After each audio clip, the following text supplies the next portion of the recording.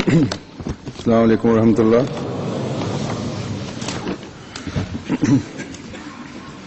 अशहदु अल्ला इलाहा इल्लल्लाह वहदहु ला शरीका लहू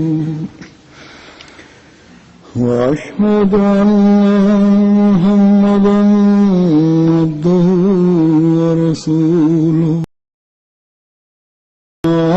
بعد فأعوذ بالله من الشيطان الرجيم بسم الله الرحمن الرحيم الحمد لله رب العالمين الرحمن الرحيم مالك يوم الدين إياك نعبد وإياك نستعين اهدنا الصراط المستقيم صراط الذين أنعمت عليهم غير المغضوب عليهم ولا الضالين।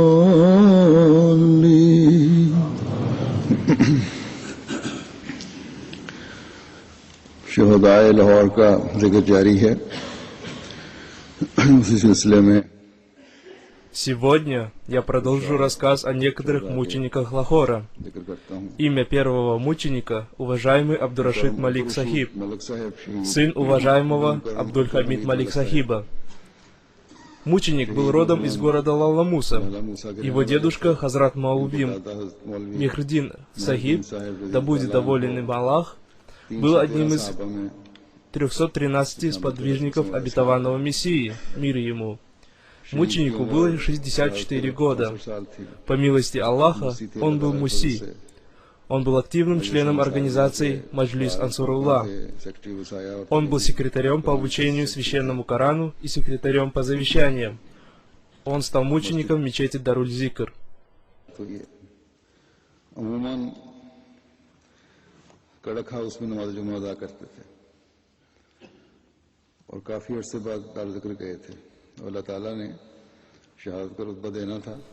Он часто читал пятничную молитву в Каракхаус, и он давно не был в мечети Даруль-Зикр, но Всевышний Аллах пожелал даровать ему степень мученичества в мечети Даруль-Зикре. До того, как он ушел из дома на пятничную молитву, он сказал своей жене, что обетованный реформатор, да будет доволен им Аллах, сказал, что иногда пятничную молитву надо совершать в большой мечети. Поэтому сегодня я поеду в Даруль-Зикр. После нападения террористов он, сидя на стуле в мечети, позвонил домой и сказал, что пуля попала ему в ногу. Его жена рассказывает, что когда он ей об этом говорил, она слышала звуки выстрелов. У него не было с собой мобильного телефона, и он попросил у кого-то мобильный телефон. Но связь в конце концов оборвалась. Его жена сказала, что она удовлетворена волей Всевышнего Аллаха. Тем самым она проявила мужество и терпение. Пусть Всевышний Аллах поможет и охранит всю ахмадийскую общину и дарует ей прогресс и дальнейшее развитие. Его жена, которая является членом женской организации, говорит, что мученик был очень добрым и милосердным отцом. У него родилось 3 дочери, и он никогда не выражал свое недовольствие этим. Он уделял большое внимание воспитанию своих дочерей и стремился дать своим дочерям хорошее религиозное и светское образование.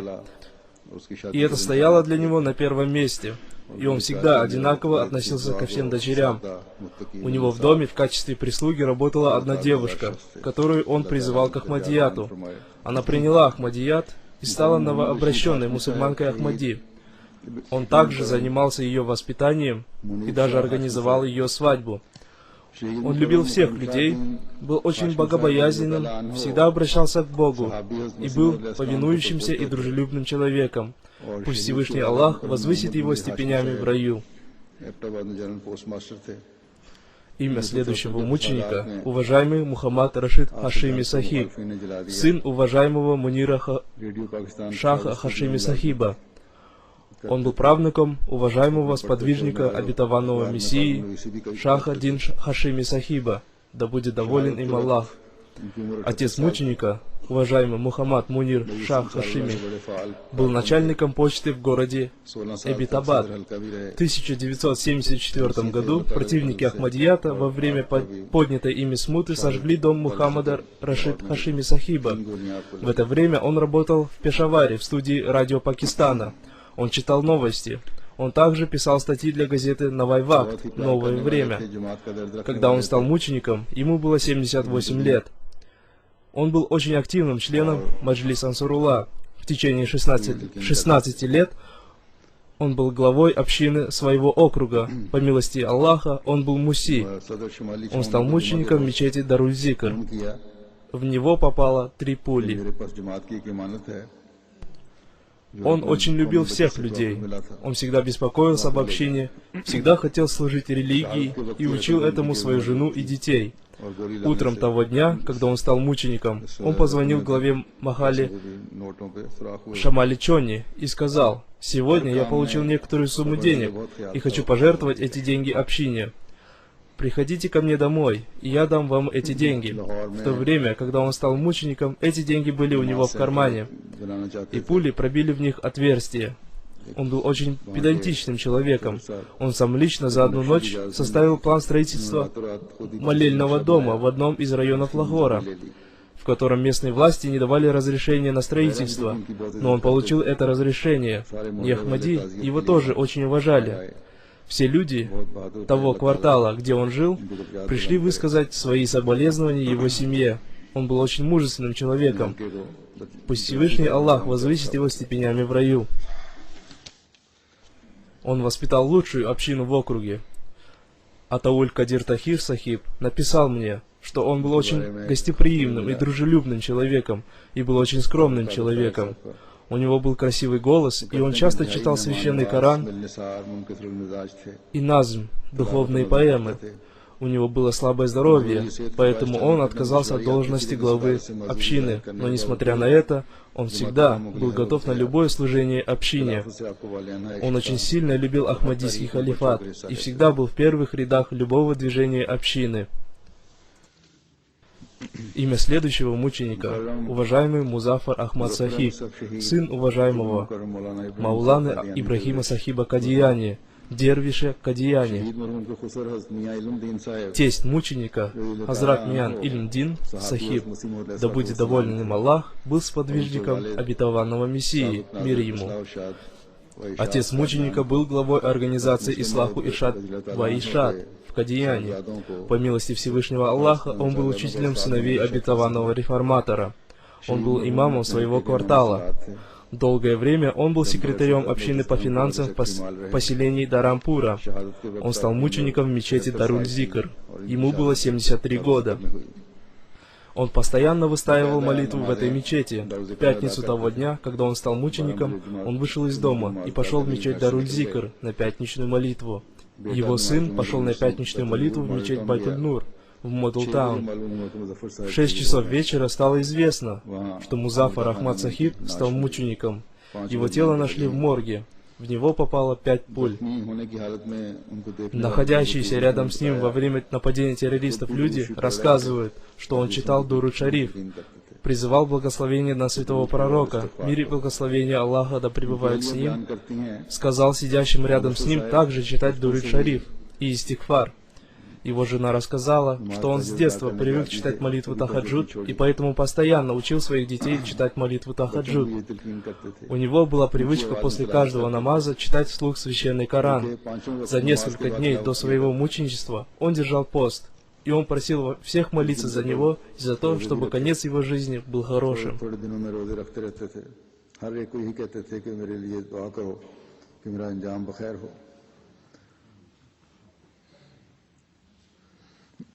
सब जिम्मेदारियां पूरी Он करते थे। выполнял все обязанности по дому. Он никогда не лгал и не мог терпеть лжи.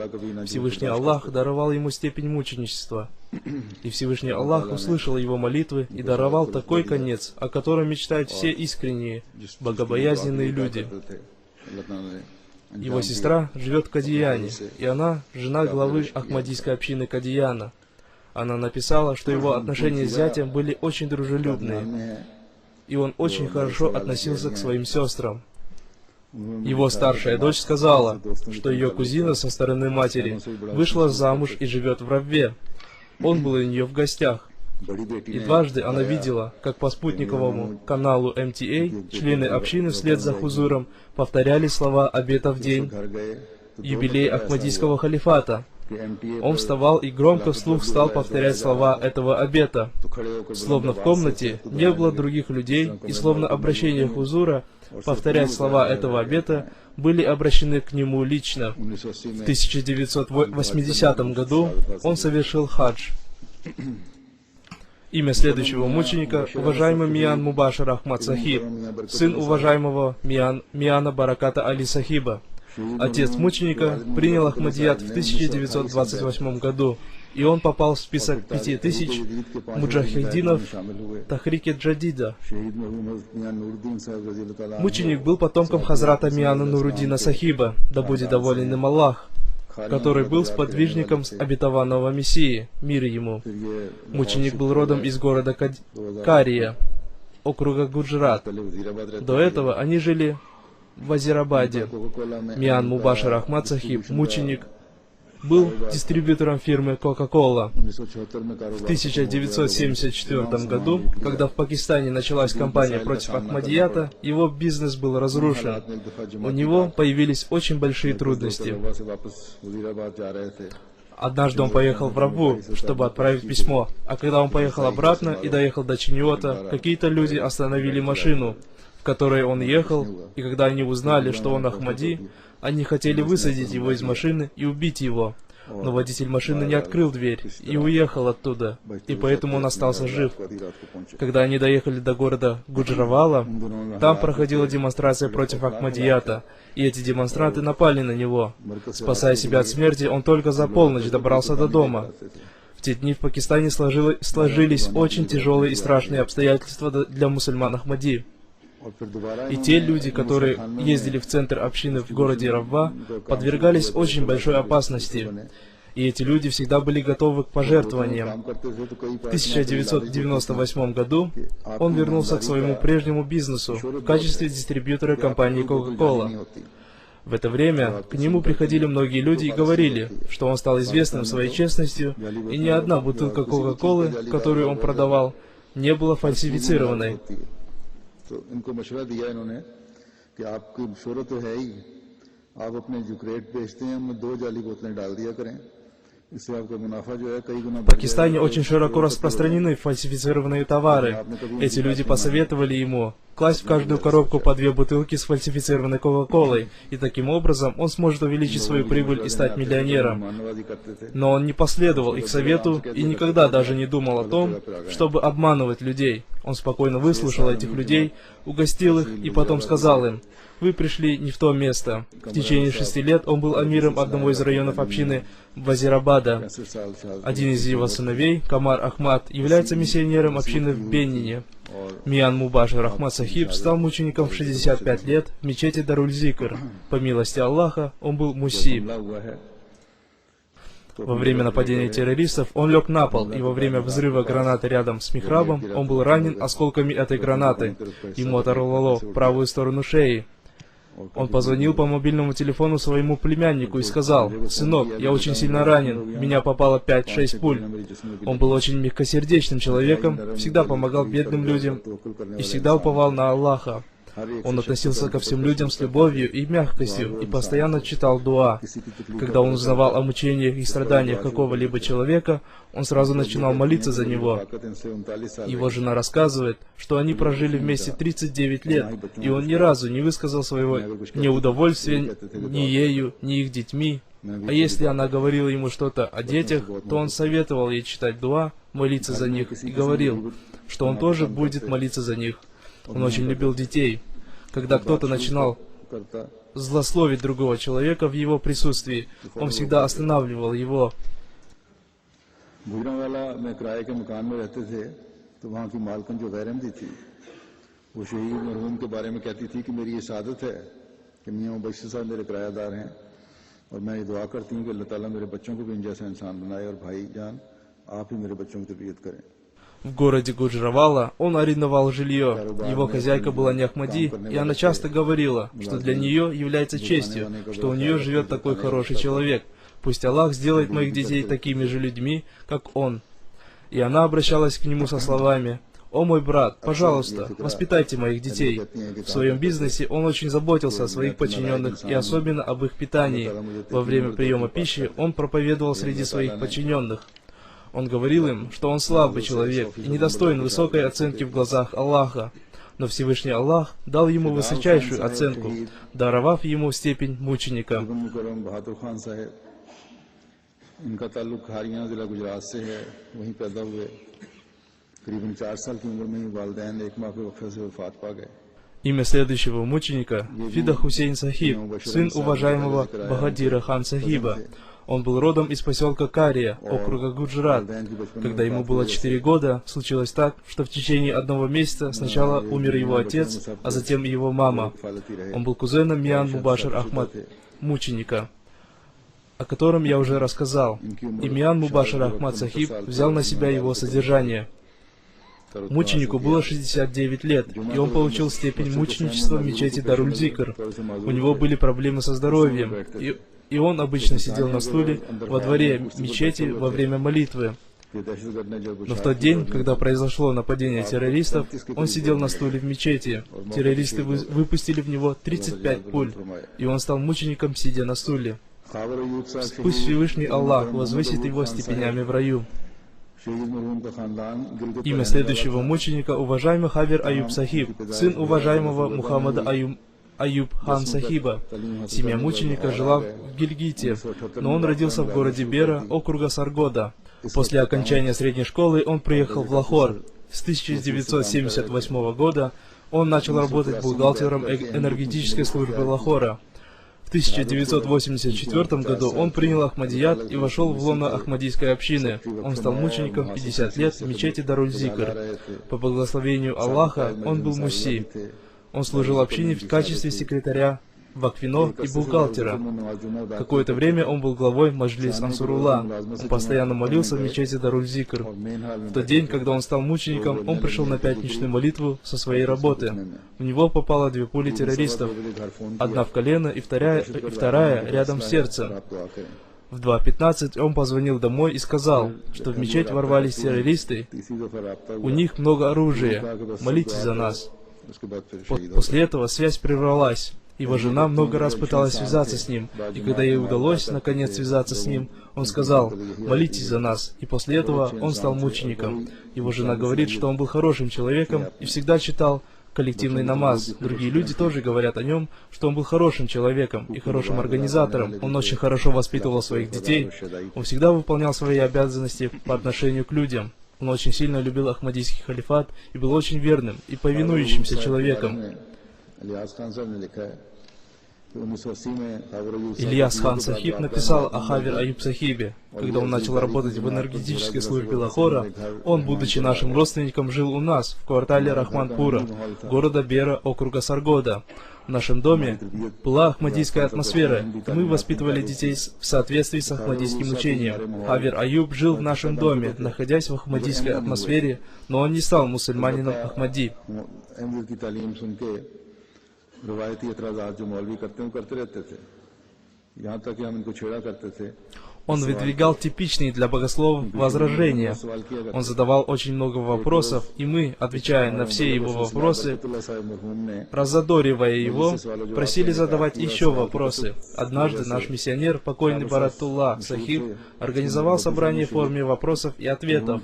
И поскольку Хавер Аюб был известен тем, что он всегда задавал много вопросов, то Баратулла Сахиб, обращаясь к нему, сказал: «Есть ли у вас вопросы?» И он ответил, что сейчас у него нет никаких вопросов.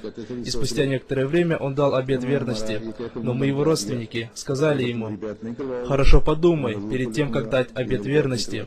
На что он сказал: «Если вы не примете мой баят, то я пожалуюсь на вас Хазуру». После того, как он дал обет верности, уровень его духовности значительно повысился, и он стал совершать много добрых дел. Имя следующего мученика — уважаемый шейх Мухаммад Юнус Сахиб, сын уважаемого шейх Джамиль Ахмад Сахиба. Мученик родился в городе Амарва в Индии в 1947 году. Его семья в 1950 году переехала в Кадиян, а в 1955 году в Браву. Его отец, шейх Джамиль Ахмад Сахиб, дал обет верности в то время, когда халифом общины был обетованный реформатор. Он был одним из дервишей Кадияна.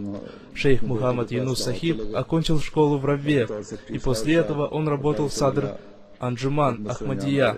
В 2007 году он вышел на пенсию и уехал в Лахор к своему сыну. В Лахоре он служил в общине секретарем отделов Ислаху Иршад и Дават Уль Аллах. Он стал мучеником в 63 года в мечети Байтуль-Нур в Модл-Таун. По милости Аллаха, он был муси. У него была привычка приходить на пятничную молитву пораньше. В этот день он пришел в мечеть в Байтуль-Нур в 11 часов и сел в первый ряд. Его сын тоже пришел в эту мечеть на пятничный намаз, но он находился в другом зале. Очевидцы рассказывают, что шейх Мухаммад Юнус Сахиб самым первым получил ранение и упал. Пули попали ему в голову и грудь. Его ребра были повреждены осколками гранаты, и он стал мучеником. Он рассказывал, что он видел сон, в котором видел очень красивую дорогу в Равве, и она была устлана очень красивыми коврами. На коврах стояли высокие стулья. На них сидели халифы Ахмадийской общины, и на самом высоком стуле сидел обетованный Мессия, мир ему. И он, шейх Мухаммад Юнус Сахиб, сидел на коленях рядом с обетованным Мессией, мир ему.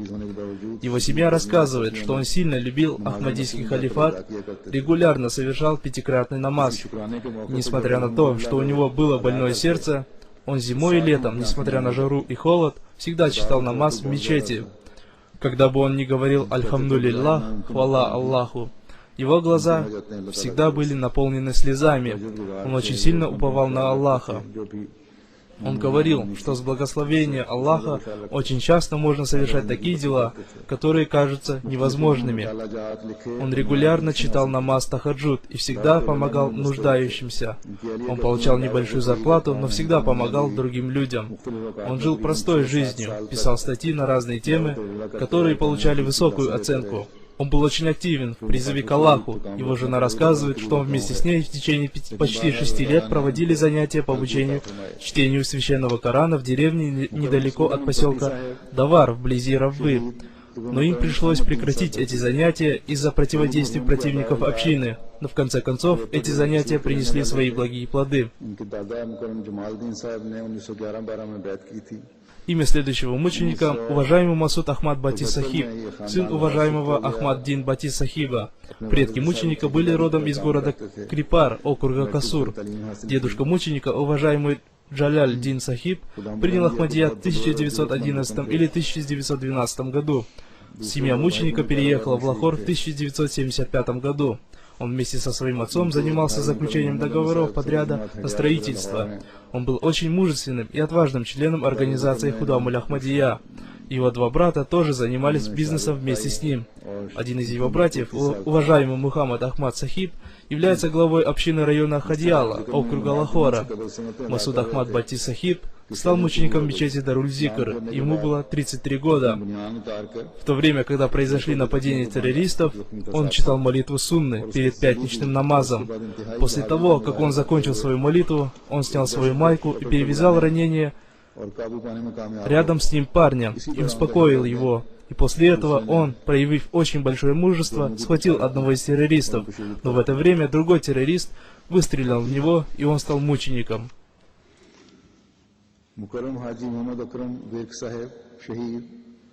इब्न मुकरम चौधरी अल्लाह Имя следующего мученика — Хаджи Мухаммад Акрамбек Сахиб, сын уважаемого Чодри Аллах Дита Верк Сахиба. Предки мученика были родом из Кази, Марала, округа Шехпура. बाद में खानदान अलीपुर Его предки дали обет верности во время обетованного Мессии, мир ему. После этого они переехали в Алипур, округа Касур. की तालीम थी। И там родился Хаджи Мухаммад Акрамбек. Он закончил школу, и в 50-х годах его семья переехала в Лахор. Он работал в офисе по сбору пожертвований. Он вышел на пенсию в 1966 году. Долгое время он был главой Маджлис Ансарулла, секретарем отдела образования общины и был заместителем главы общины своего округа. Он стал мучеником мечети Даруль-Зикр. Ему было 74 года. Во время нападения террористов он находился в 4-м ряду.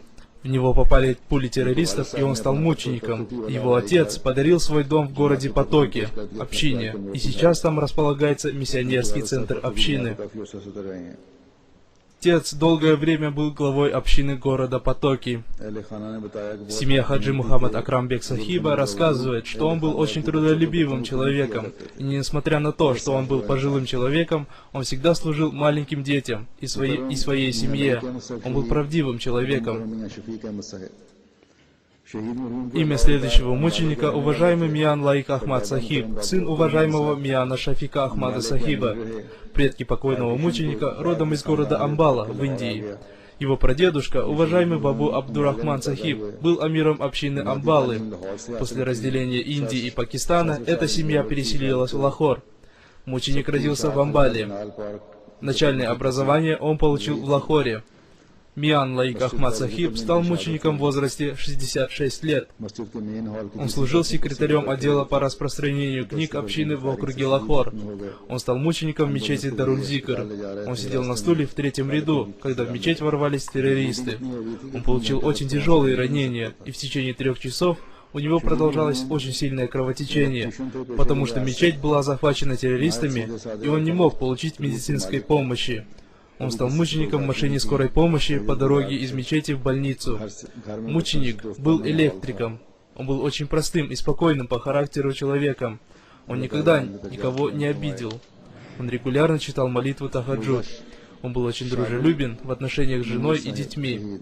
Пусть Всевышний Аллах возвысит его степенями в раю. शहीद मरहूम के परदादा Имя следующего мученика — Мирза Шабиль Мунир Сахиб, сын уважаемого Мирзы Мухаммада Мунира Сахиба. Прадедушка мученика Хазрат Ахмаддин Сахиб, да будет доволен им Аллах, был сподвижником обетованного Мессии, мир ему. Отец мученика, Мирза Мухаммада Мунира Сахиб, занимался бизнесом, связанным со звуковыми системами. शहीद मरहूम После того, как мученик получил степень бакалавр по коммерции, он учился на бакалавра делового администрирования. 19 साल Он стал мучеником в 19 лет. बड़े सरगर्म रुकन थे। Он был очень активным членом организации Худамуль Ахмадия. Он отвечал на каждый призыв лаббейк: «Слушаюсь и повинуюсь». Он испил чашу мученичества в мечети Даруль-Зикр. Вместе со своим младшим братом Шазат Мунам Сахибом они прочитали молитву сунны перед пятничным намазом и сидели перед михрабом в то время, когда террористы начали стрелять. Террористы в первую очередь начали стрелять в михраб. दरवाजे के पास बैठ गए और दूसरा Когда началась стрельба, он вышел из мечети, потом вернулся обратно и сел рядом с дверью. Его брат मीनार की तरफ से сел рядом с ним. Они позвонили домой и разговаривали со своими друзьями. В это время в мечеть вошел террорист со стороны минарета и начал стрелять. И многие люди стали мучениками. मैंने आवाज दी लेकिन खामोश Мирза Шабиль Мунир Сахиб получил очень сильное ранение. Его брат рассказывает, что он обратился к нему, но он не ответил, и он видел, что из его ног очень сильно течет кровь. Потом, рассказывает его брат, он сказал мне: «Выпрями мою ногу». Он снял с себя рубаху и пытался перевязать ему рану, но не смог этого сделать, потому что в каком бы месте он ни пытался наложить повязку, повсюду висели куски его тела. И это продолжалось полчаса, и через некоторое время после этого он стал мучеником.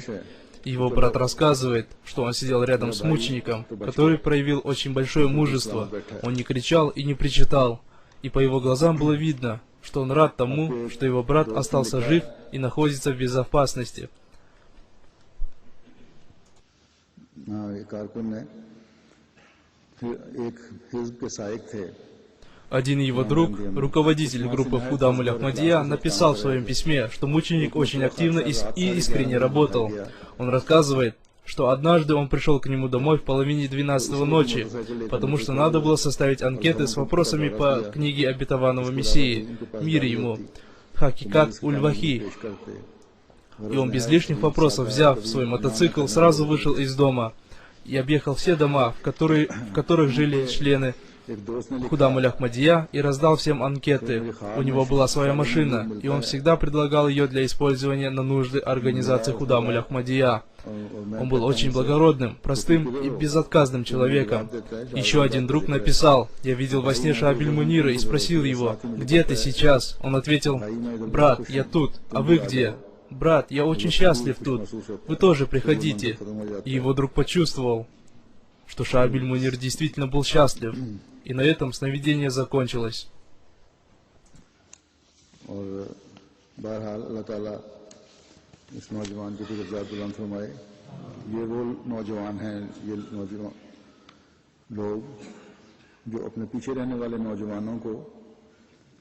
Пусть Всевышний Аллах возвысит этого молодого человека степенями в раю. Это такие молодые люди, которые напоминают другим, что они уже выполнили свой обет. Поэтому вы тоже никогда не отступайте от своего обета. Имя следующего мученика — уважаемый Малик Максуд Ахмад Сахиб, сын уважаемого Ахсана Махмуда Сахиба. Дедушка покойного мученика со стороны отца был родом из Батала. Отец мученика, уважаемый Ахсан Мухаммад Сахиб, был советником президента Пакистана Аюб Хана. Дедушка мученика со стороны матери, уважаемый Малик Али Бахш Сахиб, да будет доволен им Аллах, был сподвижником обетованного Мессии, мир ему. Он был родом из провинции Бхопал, Индии. Обетованный Мессия, мир ему, благословляя его дочь, будущую мать мученика, положил свою руку ей на голову, когда она была ребенком. Его дедушка по матери, дедушка по отцу и его мать были сподвижниками обетованного Мессии, мир ему. Малик Максуд Ахмад Сахиб, мученик, родился в Бхопале. Его воспитала его бабушка со стороны мамы, уважаемая Мухта Биби Сахиба в Кадияне. Он учился в колледже Талимул Ислам в Кадияне. Он уехал в Бхопал до сдачи экзаменов за второй курс. Затем его семья переехала в Лахор. Мученику было 80 лет. По благословению Аллаха, он был муси. Он служил в общине секретарем отдела образования, секретарем отдела по обучению священному Корану и секретарем финансового отдела и аудитором общины. Муж его сестры, Малик Тахир Сахиб, был заместителем амира общины района Зила, округа Лахор. Малик Максуд Ахмад Сахиб стал мучеником в мечети Даруль-Зикр. Племянник мученика рассказал, что он сидел в главном зале мечети во втором ряду. В то время как террористы начали стрелять, он по указанию миссионера вышел из мечети и увидел, что во дворе мечети лежит Малик Максуд Ахмад Сахиб, который закрыл свои уши пальцами. Он лежал без движения. Вероятно, он уже стал мучеником, потому что в него попало много пуль. Члены семьи мученика рассказали, что он регулярно совершал пятикратный намаз и читал молитву Тахаджуд, а также регулярно делал пожертвования. Он любил призывать людей к Ахмадияту. Он постоянно читал книги и слушал проповеди Хузура и с большим интересом смотрел программу спутникового канала MTA. Он был очень хорошим специалистом по бухгалтерскому делу.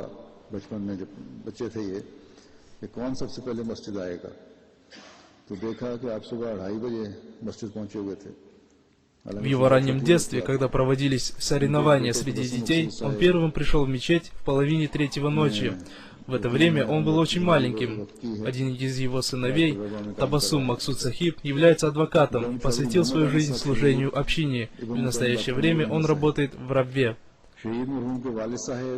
Имя следующего мученика — уважаемый Чодри Мухаммад Ахмад Сахиб, сын уважаемого доктора Нур Ахмад Сахиба.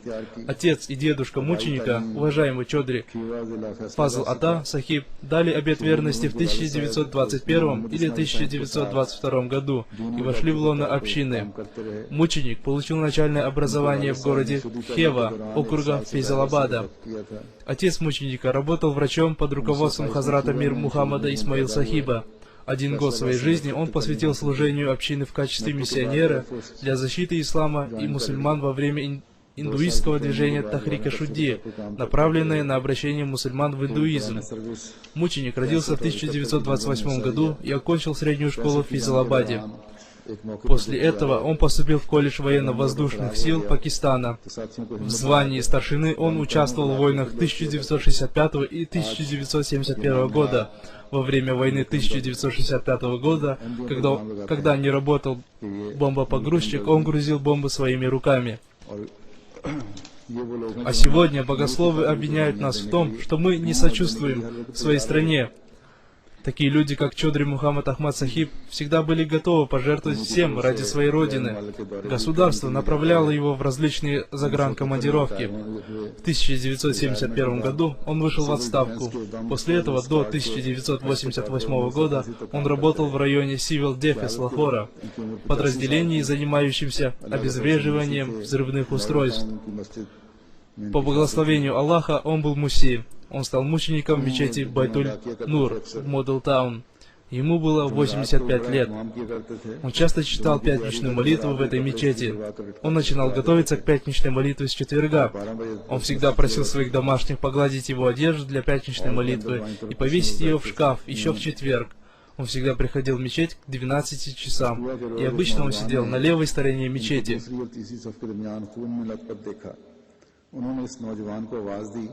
और कहा कि मुझे गोलियां लगी हैं, मेरे पेट पर कपड़ा बांध दो। इसके बाद उन्होंने दीगर जख्मियों को पानी पिलाने की हिदायत की। जख्मी थे, उसके बाद उन्होंने कहा जख्मियों को, उस नौजवान को कहा कि पानी पिलाओ। साथ साथ दीगर अहबाब को बचाव की हिदायत देते रहे, क्योंकि ये शोबे। Один из очевидцев рассказывает, что видел его лежащим в крови на полу во втором или третьем ряду. Он сказал ему, что в него попали пули, и попросил перевязать ему живот. Он говорил, чтобы напоили водой раненых.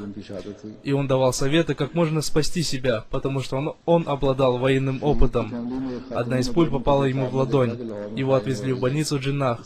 И в 8 часов вечера он стал мучеником. Одна из женщин семьи мученика рассказывает, что за 2 дня до этих событий она видела сон, в котором в Лахоре была стрельба.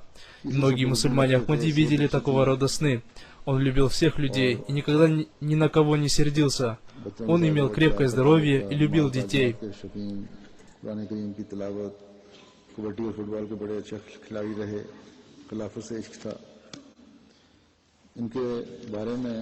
Он любил совершать коллективный намаз и читать вслух священный Коран. Он любил играть в игру кабадди, горелки. Он очень сильно любил Ахмадийский халифат. Его дочь написала, ссылаясь на одного очевидца, что ее отец сидел рядом с минбаром до начала пятничной проповеди. И они услышали, как приближаются звуки выстрелов. Миссионер сказал всем читать Дуруд Шариф, призывать благословения на святого пророка. Мир и благословение Аллаха да пребывают с ним. И продолжил свою пятничную проповедь. Она рассказывает, что рядом с ее отцом сидел Чодри Насим Ахмад Сахиб, глава района Кинальвеб Лахора, со своим отцом. И когда началась стрельба, он поволок своего отца в подвал и предложил моему отцу, рассказывает дочь Чодри Мухаммад Ахмад Сахиб, тоже спуститься в подвал, но он остался на своем месте.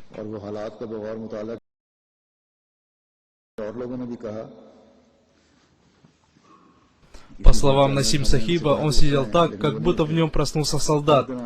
Он сидел и внимательно следил за обстановкой, несмотря на то, что другие люди тоже предлагали ему покинуть стул. В это время террорист начал стрелять в людей, которые сидели на стуле, и он дошел до отца. Потом, рассказал карналь Башир Ахмад Бадва Сахиб, террористы начали расстреливать людей, которые сидели за стульями. Но Чодри Мухаммад Ахмад Сахиб, несмотря на все это, остался живым, хотя и получил ранение.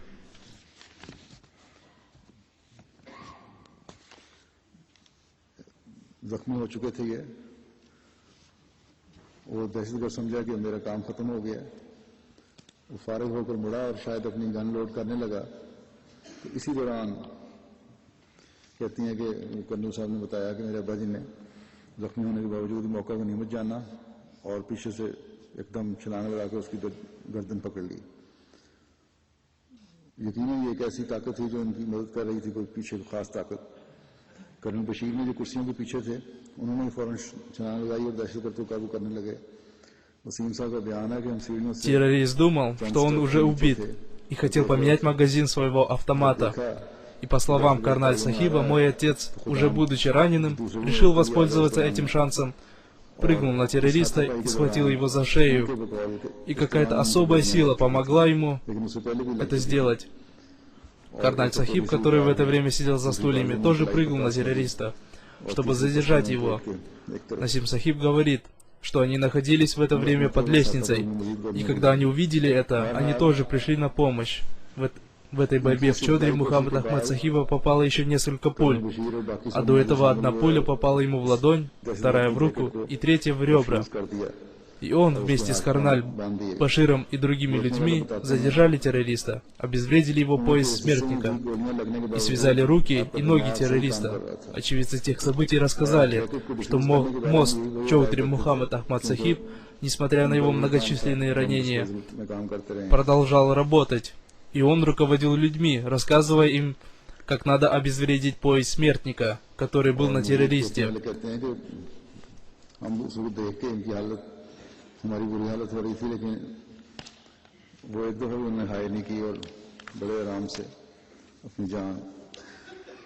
Очевидцы рассказывают также, что он не издал ни одного стона и очень спокойно отдал свою душу Всевышнему Аллаху и получил степень мученичества. Имя следующего мученика Ильяс Ахмад Аслам Курейши Сахиб, сын уважаемого учителя Мухаммада Шафи Аслама Сахиба. Семья мученика была родом из Кадияна. Потом они переехали в Гуджаравала. Во время индуистского движения Тахрики Шудди, направленное на обращение мусульман в индуизм, он совершил очень большое служение общине.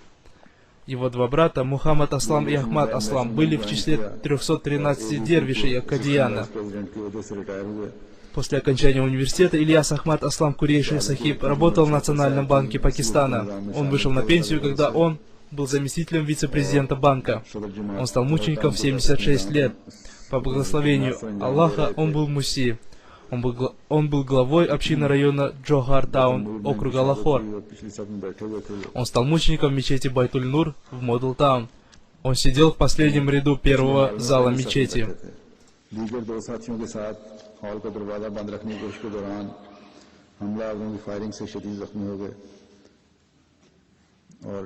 Вместе с двумя людьми он пытался закрыть двери зала, и в это время он получил очень сильные ранения. Он несколько часов пролежал, истекая кровью, и около 16 часов он стал мучеником. Его жена рассказывает, что он был чистосердечным и благородным человеком, стойким при любых обстоятельствах и всегда уповающим на Аллаха. Он особое внимание уделял мольбам Всевышнему Аллаху. Он всегда с радостью служил общине.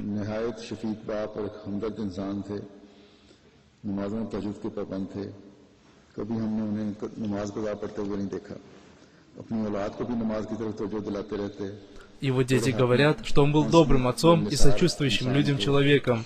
Он всегда вовремя совершал ежедневные пятикратные молитвы и молитву Тахаджуд. И он всегда обращал внимание своих детей на необходимость совершать молитвы. Он был очень веселым и общительным человеком. Он в течение 5 лет служил главой общины Джохар-таун, округа Лахора. Когда бы к нему не приходили служители общины, он никогда не выказывал своего неудовольствия, будь это молодой или пожилой человек, и будь это день или ночь. Он говорил своим детям: если кто-то приходит ко мне по делам общины, то даже если я буду спать, разбудите меня. И они так и делали. Он часто говорил им: всегда оставайтесь повинующимися и верными Ахмадийской общине и Ахмадийскому халифату.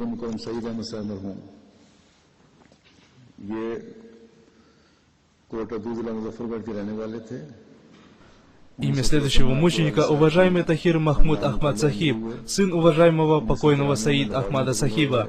Он был родом из Кот-Аду, округа Музаффаргар. В 1953 году его отец первым в своей семье принял Ахмадият. В 1993 году он переехал в Лахор. Мученик окончил школу в Коду-Аду и начал работать в частных фирмах. Затем он переехал в Малайзию. Он стал мучеником в возрасте 53 лет в мечети Байтуль-Нур в Модл-таун.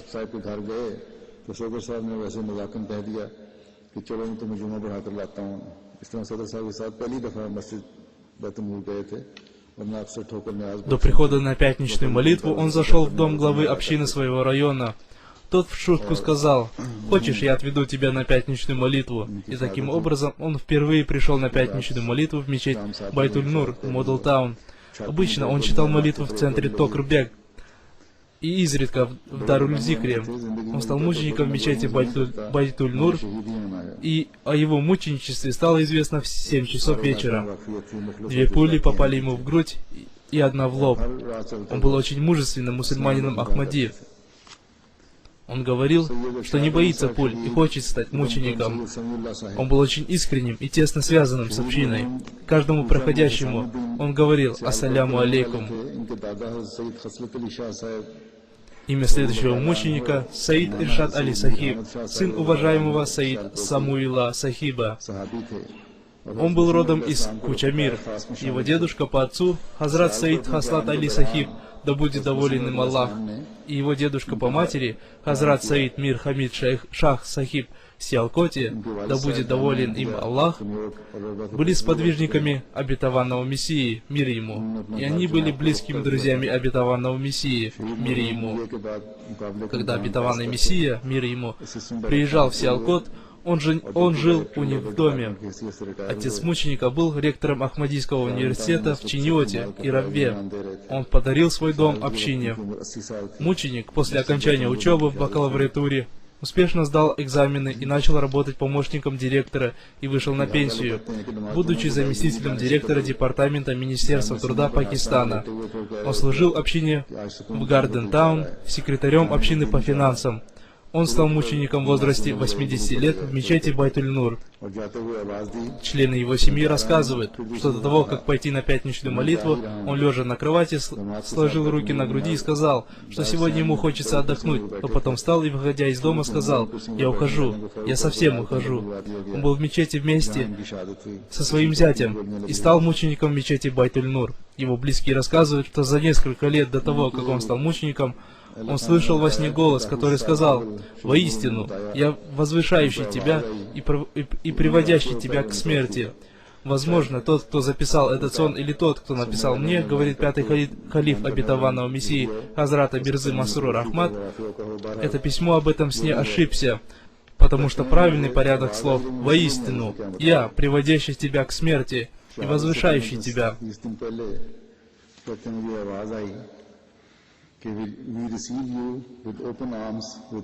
За 10-15 дней до своего мученичества он сказал, что слышал во сне голос, который сказал ему: «Мы встречаем вас с распростертыми объятиями и красными коврами».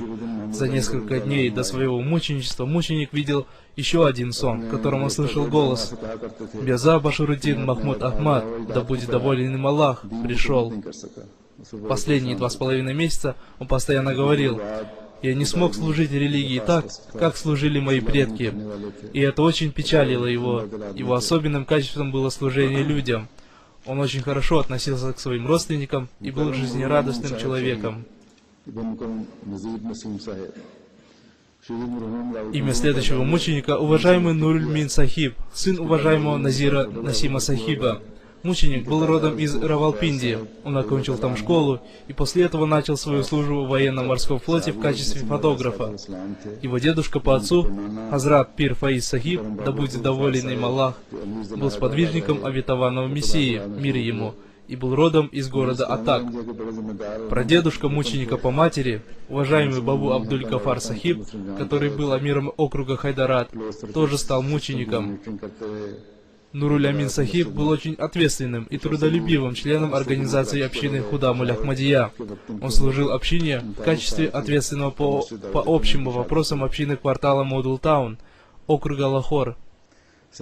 Он обслуживал систему наблюдения и мониторинга, которая была установлена в мечети. Он стал мучеником в мечети Даруль-Зикр, когда ему было 39 лет. Во время нападения террористов он позвонил домой и друзьям и сказал, что он находится в таком месте, что если он захочет, то он сможет спасти себя, но он находится на службе. Он вышел во двор мечети и вместе с другими людьми укрылся за спутниковой тарелкой. Террорист бросил в них гранату, и он стал мучеником. Жена мученика рассказывает, что он обладал многими хорошими качествами. Когда она позвонила ему, он сказал ей, что у него все в порядке. Она сказала ему: «Уходи оттуда». Но он сказал, что здесь вместе со мной много людей, и он не может оставить их. Он проявлял заботу о воспитании детей, и особенно о детях Охфино. Он всегда был первым в служении общины. Следующий мученик — уважаемый Чодри Мухаммад Малик Сахиб, сын уважаемого Чодри Фатхи Мухаббат Сахиба. Предки покойного мученика были родом из Гакхар, Манди. Оттуда они переехали в округ Гуджарвала, а потом в Лахор. Его отец умер еще до его рождения. Он учился в последнем классе школы, когда его мама сняла с себя золотой браслет и сказала ему: «Иди и учись». И он окончил бакалавриатуру в МИР, колледже в округе Сиалкот. Ему предлагали службу в качестве начальника тюрьмы, но он отказался и работал в частной фирме. Он дал хорошее образование своим детям. Он стал мучеником в 93 года и, по милости Аллаха, был муфти. Он стал мучеником в мечети Байтуль-Нур. Он был в таком возрасте, когда он уже скоро должен был предстать пред Аллахом, но Аллах даровал ему степень мученичества. Его близкие рассказывают, что из-за своего возраста у него часто были провалы в памяти, и из-за этого он пропустил 7 или 8 пятничных молитв. Но он сказал, что 28 мая он обязательно пойдет в мечеть на пятничную молитву. Жена его сына рассказала, что его отговаривали идти в мечеть, и ему говорили, что сегодня плохая погода, идет дождь и сильный ветер, и поэтому вам не надо ходить на пятничную молитву. Его дети тоже не хотели, чтобы он пошел на пятничную молитву в этот день. Но он приготовился к этой пятничной молитве и пошел в мечеть. Обычно он сидел на стуле во дворе мечети, и в этот день он тоже сидел на стуле во дворе мечети и стал одним из первых мучеников. Он был очень миролюбивым человеком и никогда не обижал. Он с большим интересом читал книги обетованного Мессии, мир ему, и постоянно призывал своих близких тоже читать эти книги. Его сын, уважаемый Дауд Ахмад, рассказывает, что когда он окончил магистратуру по экономике, он пришел к отцу и попросил его разрешения пойти работать, но он сказал ему: «Служи мне». Дауд Ахмад удивленно спросил: «Как это?» Он ответил: «Приходи ко мне к 9 утра, как для работы в офисе. У тебя будет перерыв, и работа будет заканчиваться в 5 вечера. Сиди на стуле и читай книги обетованного Мессии, мир ему. Я буду тебе платить столько, сколько ты надеешься получать на своей службе в офисе». Его сын Дауд Ахмад рассказывает, что он разрешил мне начать работать только после того, как мы прочитали все книги обетованного Мессии, мир ему. Он воспитывал своих детей таким образом, что когда звучал азан, призыв к молитве, он стучал в дверь каждого ребенка, чтобы они просыпались, совершали омовение и шли на молитву. Дома они вместе совершали молитву. Он никогда не ругал своих детей. Его дети рассказывают, что он научил их философии дуа, которая заключается в том, чтобы молиться за детей, и это является истинным сочувствием детям. Он считал, что детей невозможно воспитать хорошими людьми, подвергая их побоям. Его сын рассказывает, что однажды ночью он проснулся и видел, что его отец со слезами на глазах молился за своих детей. Его сыновья рассказывают, что в 1974 году, когда в Пакистане противники Ахмадията подняли смуту, они жили в Сатилайт-таун округа Гуджаравала, и в их доме собрались мусульмане Ахмади, и они жили в их доме, и отец очень много служил им. Он был очень честным человеком, никогда не лгал, всегда говорил правду и всегда помогал правде. Благодаря ему все члены его семьи стали муси. Имя следующего мученика — уважаемый шейх Саджид Наим Сахиб, сын уважаемого шейха Амира Ахмад Сахиба. Предки мученика были родом из города Пера. Он получил степень бакалавра в Лахоре, потом начал работать в МСБ банке, служащим 3-го класса в городе Равалпинди. В 2003 году он вышел на пенсию в должности менеджера банка. Его дети жили в Лахоре, и поэтому он переехал в Лахор. Он был женат на сестре жены уважаемого шейха Мухаммада Юсуфа Камар Сахиба, амира общины округа Касур. Мученик был очень ответственным членом Маджлис Ансурулла и был заместителем главы общины по обучению священному Корану. Он стал мучеником в возрасте 59 лет в мечети Байтуль-Нур. Он написал заявление о вступлении в систему Аль-Васият и получил номер свидетельства. Он всегда заранее выходил из дома на пятничную молитву. Он читал молитву очень внимательно и тщательно. Обычно он читал пятничную молитву в одном из залов мечети Байтуль-Нур. Через 15 минут после нападения террористов он позвонил своему сыну, Шахзаду Наиму, и спросил его, все ли у них в порядке. Сын ответил, что у них все в порядке, пока они находятся в мечети. После нападения террористов он вместе с другими людьми закрыл центральные ворота мечети и держал их, чтобы террористы не могли войти вовнутрь, и благодаря этому многие люди успели укрыться в подвале. Он стал мучеником после того, как его безжалостно расстрелял и бросил в него гранату террорист. Он беспокоился о женитьбе сына и о его работе. В тот день его сын прошел собеседование, и он был очень рад, что его сын получил работу. По милости Аллаха, его сын пошел на работу.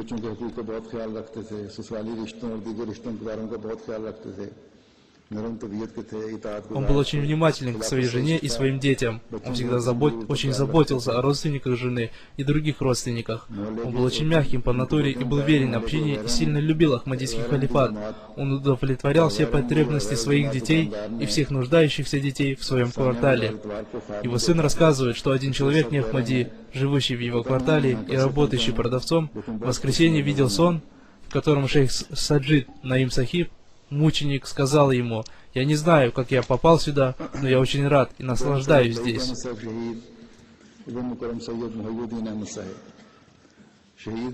Имя следующего мученика — уважаемый Саид Лайк Ахмад Сахиб, сын уважаемого Саид Мухиддина Ахмад Сахиба. Уважаемый отец мученика родом из Ранчи в округе Бахар. Слово «Бахарат», одно из названий Индии, произошло от слова «Бахара». Он был студентом университета в городе Алигарх. Там он познакомился со студентом, который был мусульманином Ахмади, и который сказал его отцу, что Иисус, мир ему, умер, и что имам Махди уже пришел. Отец мученика Мухиддин Сахиб разбил голову этого студента, но потом ему стало стыдно, он извинился перед ним и прочитал некоторые ахмадийские книги. Потом он связался с богословом Сана-Ула Амрацари, который прислал ему книги, содержащие в себе очень грязные слова. Получив эти книги, он очень рассердился и сказал, что он просил его ответить на некоторые религиозные вопросы, а он учит его бранным словам. И после этого он дал обет верности и вошел в лоно Ахмадията. Это стало привычкой ему уже с того времени, когда в наше время люди задают им религиозные вопросы, они уже не присылают книги с грязными словами, но сидя на экранах телевизора, они говорят все, что захотят, и очень скверные слова в адрес обетованного Мессии и имама Махди, мир ему. Но это тоже привлекает внимание людей к Ахмадияту, как это произошло в случае с Мухиддин Сахибом. Мученик был мусульманином Ахмади с рождения, а его отец был адвокатом и членом Садр Анджуман Ахмадия. Мученик окончил школу в Ранчи и был лучшим в своем выпуске. Его отец был очень рад этому. После этого он окончил магистратуру по специальности английского языка в университете в городе Патана. После раздела страны на Индию и Пакистан он переехал в Лахор. В 1969 году он начал работать в МСБ банке и вышел на пенсию в 1997 году, будучи в должности менеджера этого банка. После этого он продолжал работать в этом банке. Он стал мучеником в возрасте 72 лет. По милости Аллаха он был муси. Приходя в мечеть, он сразу читал молитвы сунны. В день, когда он стал мучеником, он сидел в первом ряду, прямо перед миссионером. Когда сидящий рядом с ним уважаемый и почтенный Мубарак Ахмад Сахиб получил пулевое ранение в голову, он стал его успокаивать, и в это время он тоже стал целью террориста и был ранен. Он пытался подняться, но не смог. Пули попали ему в позвоночник, и он стал мучеником. Он был очень спокойным и тихим человеком. Но если кто-то плохо выражался об общине и уважаемых членах общины, то он не мог этого терпеть. Он был очень немногословен, но если кто-то начинал говорить об обетованном Мессии, мир ему, и халифах общины, да будет доволен им Аллах, то он мог говорить часами. Он был очень тесно связан с общиной. Он любил общину очень сильно. Несмотря на то, что у него были какие-то проблемы, он всем детям дал хорошее образование. Несколько его сыновей стали врачами, один из них получил диплом специалиста по информационным технологиям. Его дочь закончила магистратуру по специальности французского языка. Все его дети, по благословению Аллаха, имеют хорошую работу.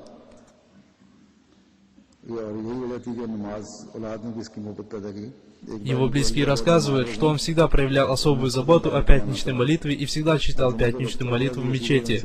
Однажды его жена очень сильно заболела.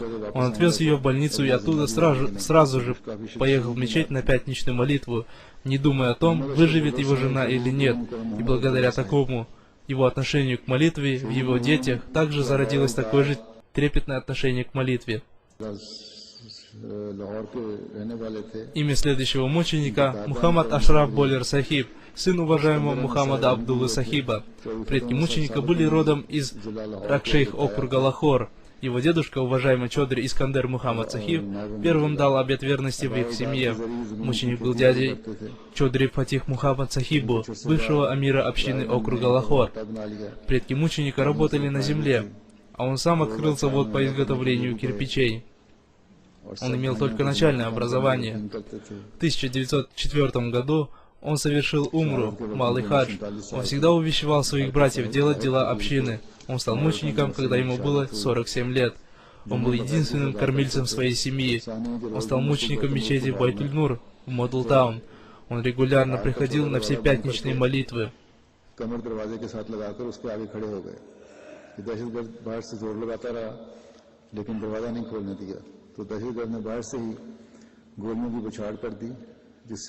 Закрыв дверь зала своей спиной, он не дал войти в мечеть террористам. После этого террористы расстреляли дверь, чтобы войти вовнутрь, и все эти пули попали в него. Его страстью был призыв к Аллаху. Он отличался честностью и благородством. На его погребальной молитве присутствовало несколько человек, которые не являются мусульманами Ахмади. В газете «Новый Вакт» «Новое время» было опубликовано объявление мул, в котором было написано, что никах, обряд бракосочетания тех людей, которые участвовали в этой погребальной молитве, стал недействительным. Эту новость сообщил также телеканал «Экспресс» пакистанского телевидения. Участие в погребальной молитве мусульман Ахмади муллы считают большим грехом. Для них является грехом даже высказывание соболезнования мусульманам Ахмади, и поэтому никак этих людей они объявляют недействительными.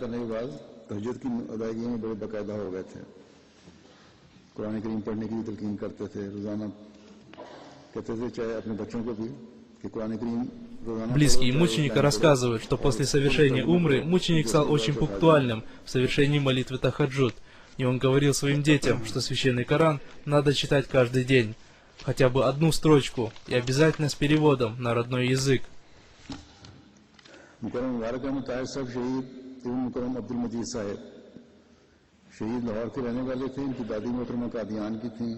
Имя следующего мученика — уважаемый Мубарак Ахмад Тахир Сахиб, сын уважаемого Абдуль-Маджида Сахиба. Он был родом из Лахора. Его бабушка по отцу была родом из Кадияна. Отец мученика дал обет верности во время хазрата обетованного реформатора, да будет доволен им Аллах. Он работал в банке наборщиком текстов на компьютере. Работая в банке, он получил степень бакалавра, а потом магистра. Кроме этого, он окончил несколько курсов повышения квалификации. Он дошел по карьерной лестнице до должности вице-президента банка и ожидал назначения на должность президента банка. Он уже получил премию в качестве лучшего работника. Мученик был зятем покойного Маулана Дуст Мухаммад Сахиба, историка Ахмадията. Он стал мучеником в 57 лет. Он служил общине в качестве заместителя начальника отдела образования района Даруль-Зикр. По благословению Аллаха он был муфти. В этот день он приехал в мечеть Байтуль-Нур в Модл-Таун с двумя сыновьями. Он сидел в главном зале мечети в последних рядах, а его сыновья были в другом зале. Когда террористы совершили нападение на мечеть, миссионер сказал, что надо читать молитвы, и он начал читать дуа, обращаться с мольбами к Аллаху. поднеся ладони к лицу. В это время одна пуля попала ему в левую руку, а вторая рядом с сердцем, и он стал мучеником. Он был очень сострадательным человеком и сочувствующим другим людям. В банке, где он работал, он больше дружил со своими подчиненными, чем с равными ему по положению служащими.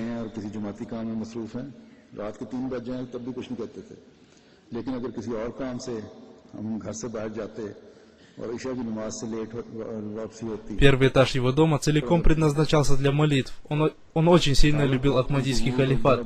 Его сын рассказывает, что если мы, делая какое-то дело общины, приходили домой в 3 часа ночи, то он не говорил нам ни слова, но если мы задерживались после намаза Иша по своим делам, то он очень сильно ругался. Одним из его важных качеств была щедрость. Он дарил людям очень дорогие вещи. Он любил и очень уважал миссионеров общины. Он приглашал их к себе в гости. Где бы он ни покупал свой дом, он всегда старался создать в нем место для молитв. Он был очень общительным человеком. Имя следующего мученика — уважаемый Анис Ахмад Сахиб, сын уважаемого Субедара Мунир Ахмад Сахиба. Семья мученика была родом из округа Физалабад. Оттуда они переехали в Лахор.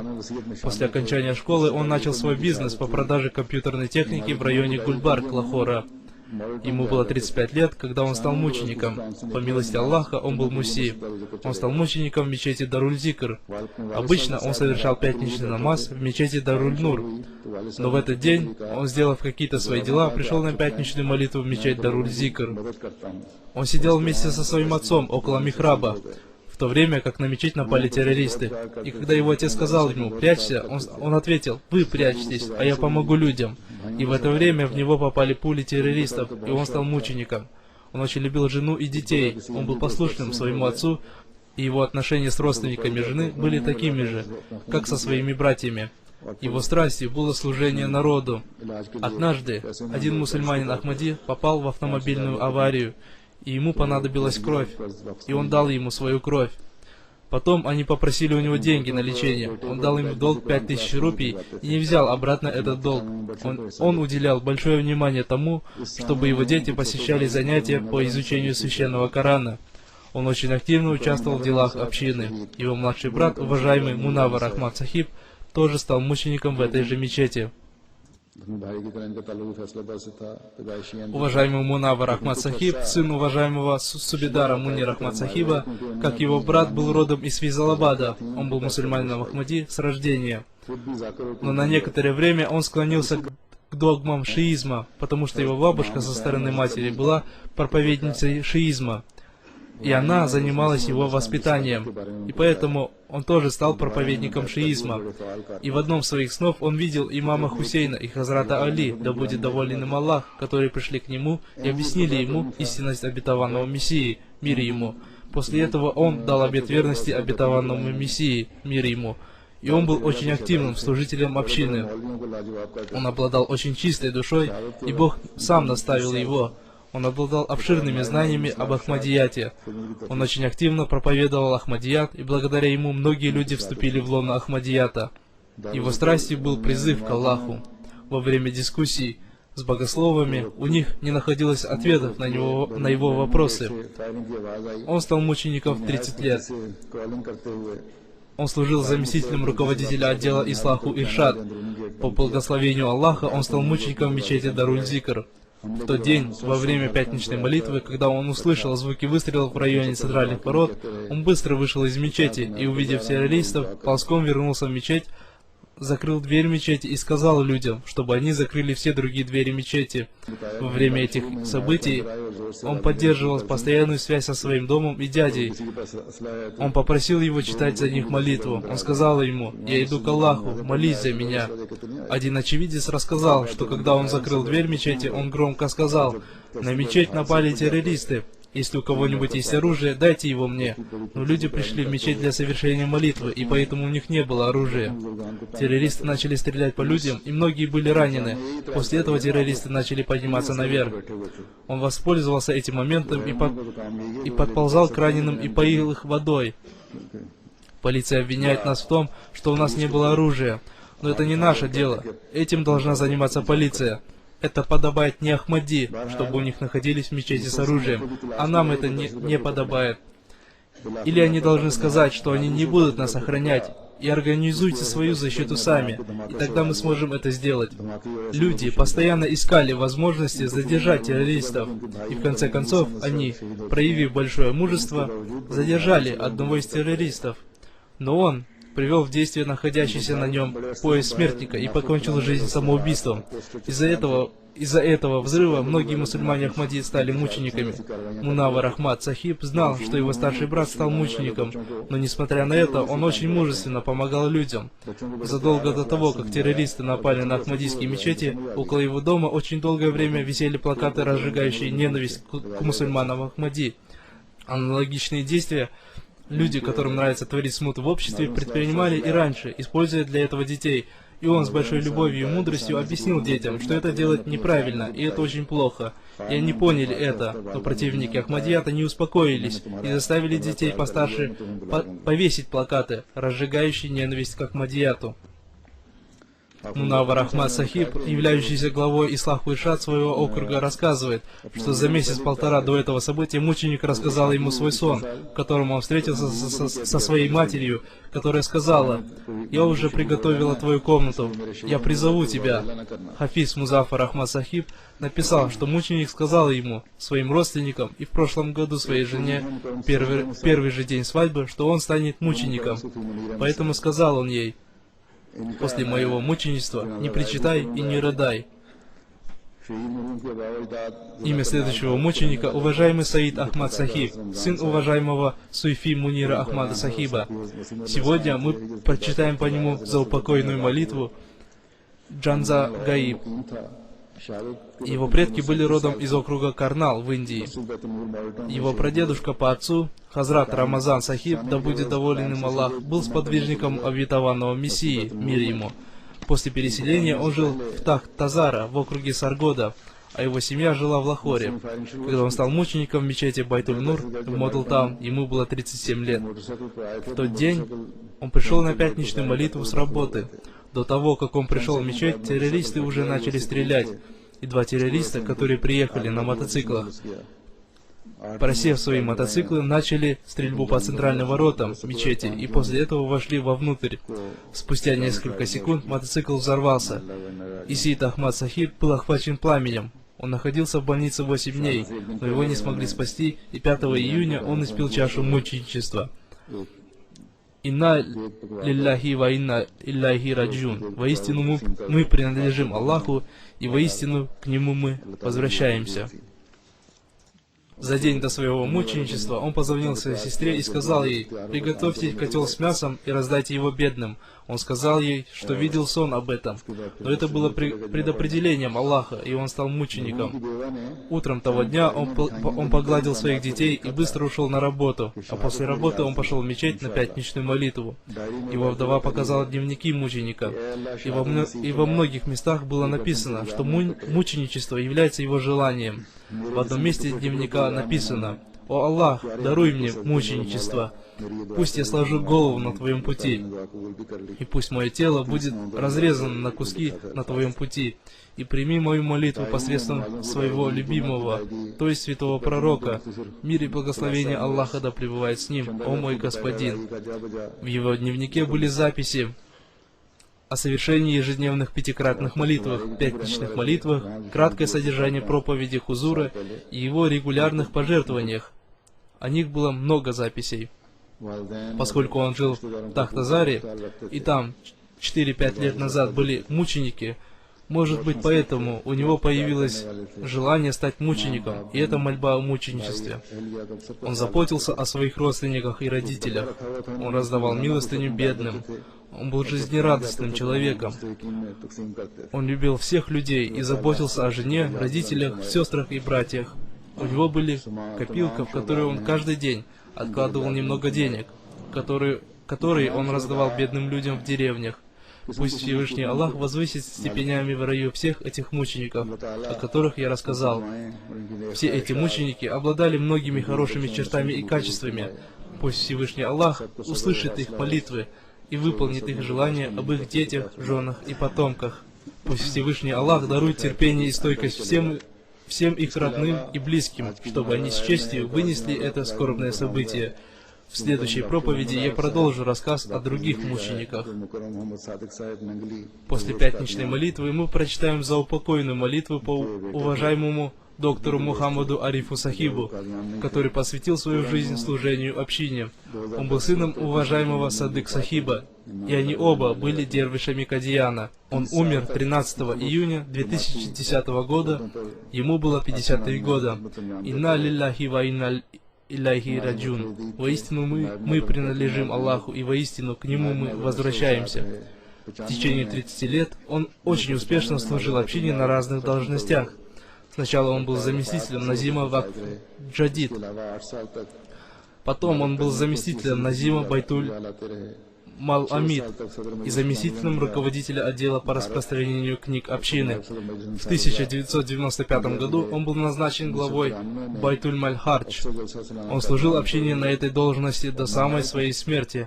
Кроме этого, он 8 лет был руководителем отдела образования.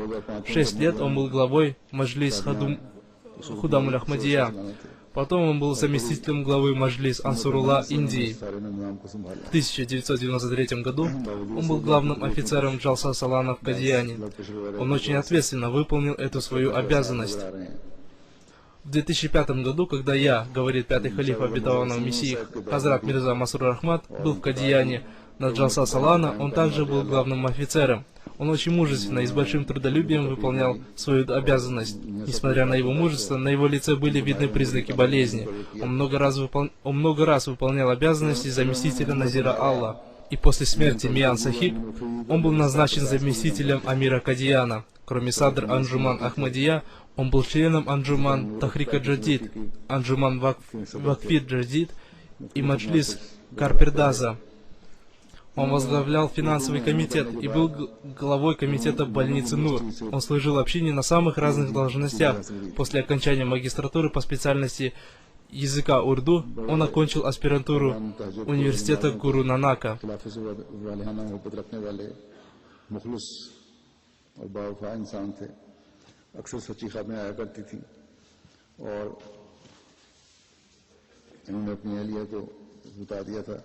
कि लगता है मेरा वक्त करीब है तो इसलिए तैयार रहना।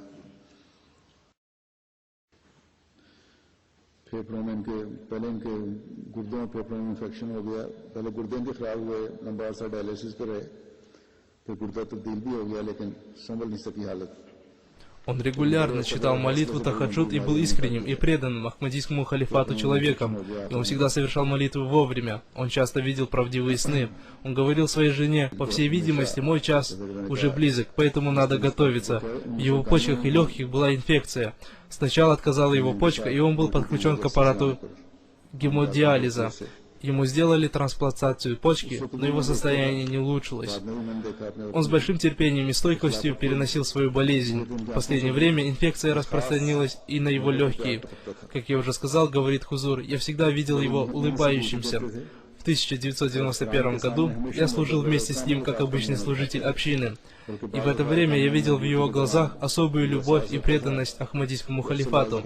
Он служил общине с большим трудолюбием и всегда был вежливым со всеми людьми и проявлял образцы послушания. Я чувствовал, что некоторые служители иногда поступали с ним несправедливо, но он с улыбкой продолжал свое служение. Если даже ошибку совершал кто-то другой, а не он, а его в этом обвиняли, то он никогда ничего не говорил. Пусть Всевышний Аллах возвысит его степенями в раю.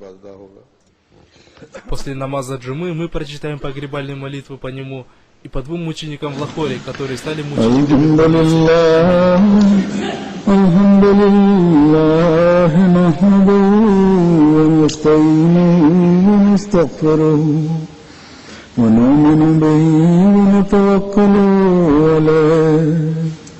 ونعوذ بالله من شرور أنفسنا ومن سيئات أعمالنا من يهده الله فلا مضل له ومن يضلل فلا هادي له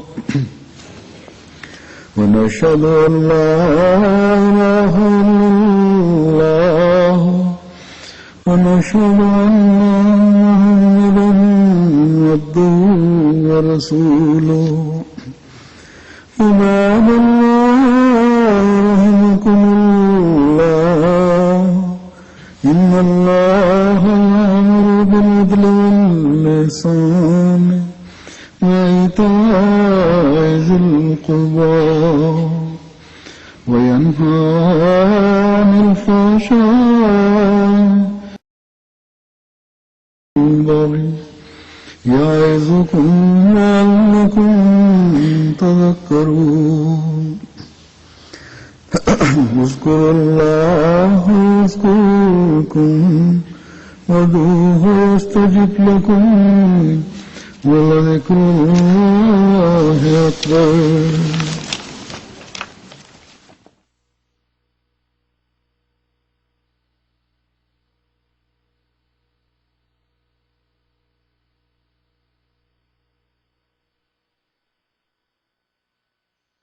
ما كان